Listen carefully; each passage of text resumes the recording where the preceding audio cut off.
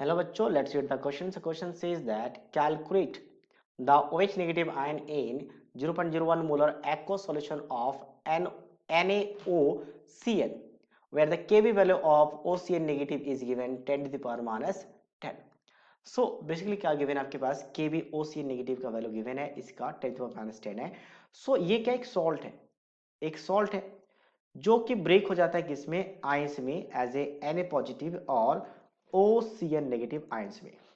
तो इनका क्या हो जाता है सॉल्ट हाइड्रोलाइसिस, और सॉल्ट हाइड्रोलाइसिस के बाद यानी सॉल्ट के आयंस का सॉल्ट हाइड्रोलाइसिस करवाएंगे और उसके बाद हम इसका पीएच या पीओएच या फिर H पॉजिटिव आयन का कंसंट्रेशन या OH नेगेटिव के आयन का कंसंट्रेशन हम कैलकुलेट करते हैं.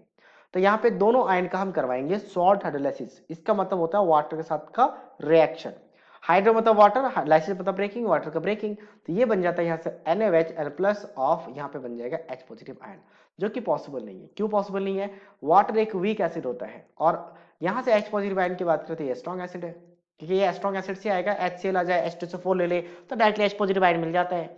तो अब कोई भी एसिड बेस रिएक्शन वीक से स्ट्रॉन्ग नहीं जाती, हमेशा स्ट्रॉन्ग से वीक की तरफ जाती है और इसीलिए ये वाला रिएक्शन पॉसिबल नहीं है.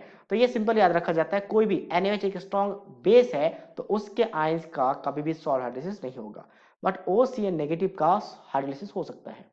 तो OCN नेगेटिव को कैसे लिखेंगे, तो OCN नेगेटिव का अगर हम हाइड्रोलाइसिस करवाते हैं, OCN नेगेटिव का किसके साथ, वाटर के साथ रिएक्शन करवा के, तो यहां से क्या बनेगा HOCN और plus of OH negative ion.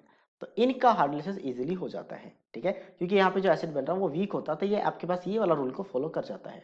अब इसका कंसंट्रेशन कितना गिवन है, शुरू में 0.01 गिवन है जिसको मैं C मान रहा हूँ, ठीक है. जो आपके पास इसका कंसंट्रेशन है सॉल्ट का, वही इसका कंसंट्रेशन होगा जो हम यहाँ पे कैरी कर लेते हैं. तो इनका 0 0 होगा, वाटर के लिए कंसिडर नहीं करना है. तो इसका डिग्री ऑफ हाइड्रोलाइसिस अगर हम H मान ले तो इसको कैसे लिखा जाता है, C माइनस ऑफ CH, यहाँ पे CH और यहाँ पे क्या लिखा जाता है CH, ठीक है.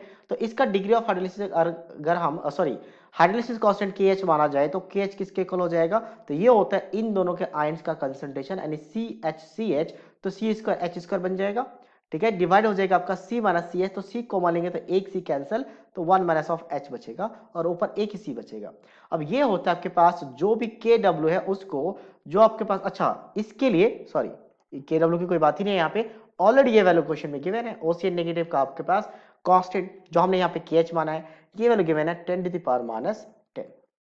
अब जनरली क्या होता है यहाँ पे अगर देखा जाए तो वैल्यू बहुत ही लेस है, तो 1 के रिस्पेक्ट में H को हम क्या कर देते हैं, नेग्लेक्ट कर देते हैं और 1 मान लेते हैं.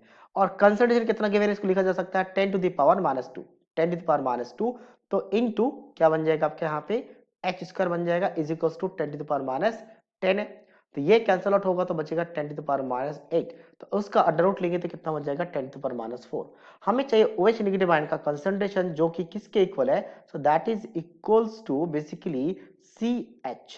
तो C कितना निकाला, C ऑलरेडी गिवन है क्वेश्चन में 10 टू द पावर माइनस 2 जो कि 0.01, और H हमने कितना निकाला 10 टू द पावर माइनस 4, जिनका मल्टीप्लिकेशन करने पे कितना आ जाएगा 10 टू द पावर माइनस 6, जो कि ऑप्शन ए के साथ मैच कर रहा है. So that means option A is the right answer of this question. So I hope you understood it well. All the best.